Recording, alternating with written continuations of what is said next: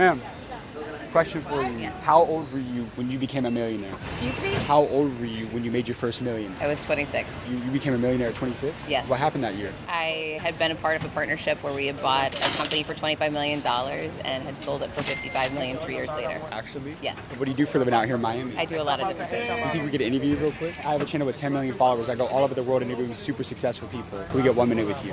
Sure. How many businesses do you own?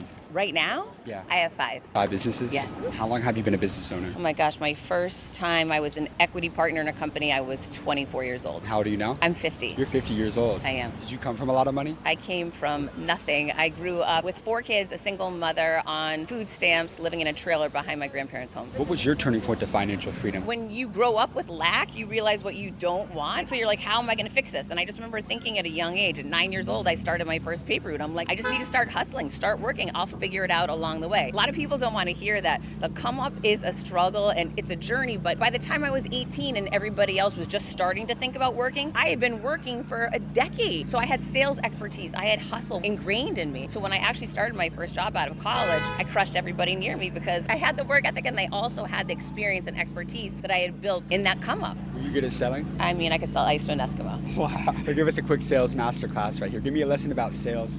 The most important thing about sales is to always put yourself in the other person's shoes. Too often people think about, here's what I want you to have, here's why I want you to have it. That's an epic fail. The right way to do it is to put myself in your shoes, figure out the problem that you need solved, think about and empathize with how you're feeling, how you got there, and start speaking that to you. Immediately you're gonna feel a connection with me, you're gonna feel a trust with me, and you're gonna say, this girl gets my pain point. Now I can ask her, hey, can you solve that for me? And wouldn't you know, yes, I can. And that's how you really sell people. You realize they don't teach that in school, right? Well, they need to start teaching it.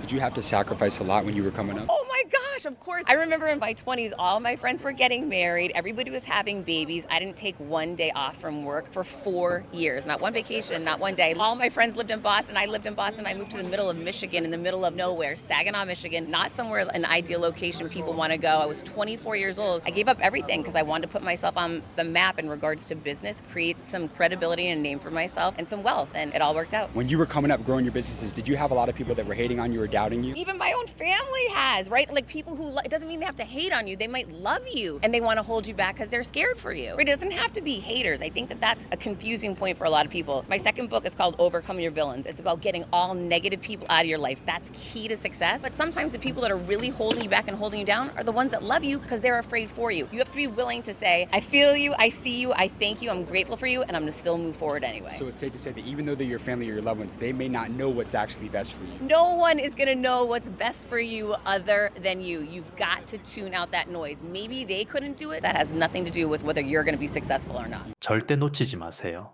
1. 가난이라는 열등감을 이용한 강한 실행력.